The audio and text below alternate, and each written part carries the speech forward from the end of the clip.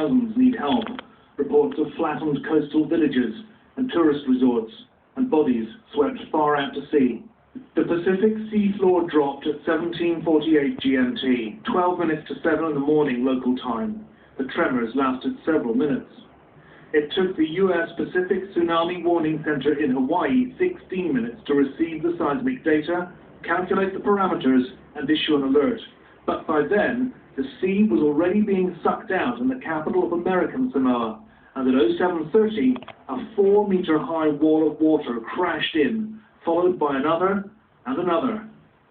Pago Pago, the capital of American Samoa, sits at the head of an inlet, which funneled and amplified the wave. The early warning system didn't fail, it was just that the quake was so close to the islands and the waves traveled fast. In an event like this, where the source is very close to the island, there's often very little possibility to have some kind of an official warning. Our center I gave you not an official warning. About 15 minutes after the I was wearing earthquake, blue. and while those countries in American Samoa and Samoa Shit hits the fan. would have received that warning, to translate that and do an evacuation in maybe the 10 or 15 minutes they had left before the tsunami waves arrived would be extremely difficult. The Samoa tsunami and the Sumatra quake are unrelated incidents, but illustrate the tectonic stability of the Pacific Rim Only one universe. an area all too prone to tragedies of this nature. Tonight, the very latest from the city of Padang reports that 1,000 people may have died in a quake so strong that it shook office buildings in Singapore and the Malaysian capital Kuala Lumpur, 300 miles away. Jonathan Miller. We're joined now by Dr. Simon Boxall from the National Oceanography Centre in Southampton. Dr. Boxall, what do you think is going on in the ocean deeps in the Pacific? I mean, is this out of the ordinary? I'm going on. Anticipate? It's not out of the ordinary. It's quite common to get earthquakes around the world at any stage. It's very unfortunate that we've had 2 really major earthquakes.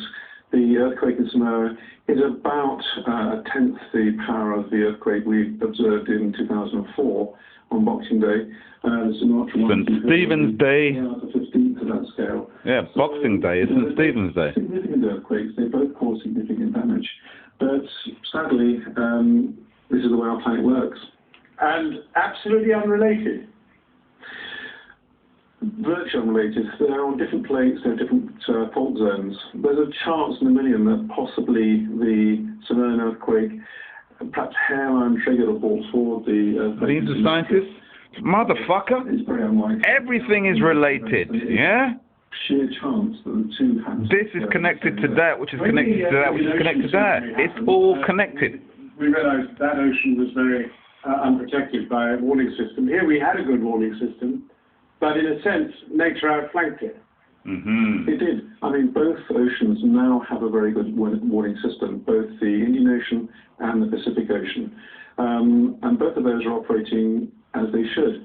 Unfortunately, as has been stated, the earthquake was so close to the Samoan coast that it would have been about 10-15 minutes to put a warning out.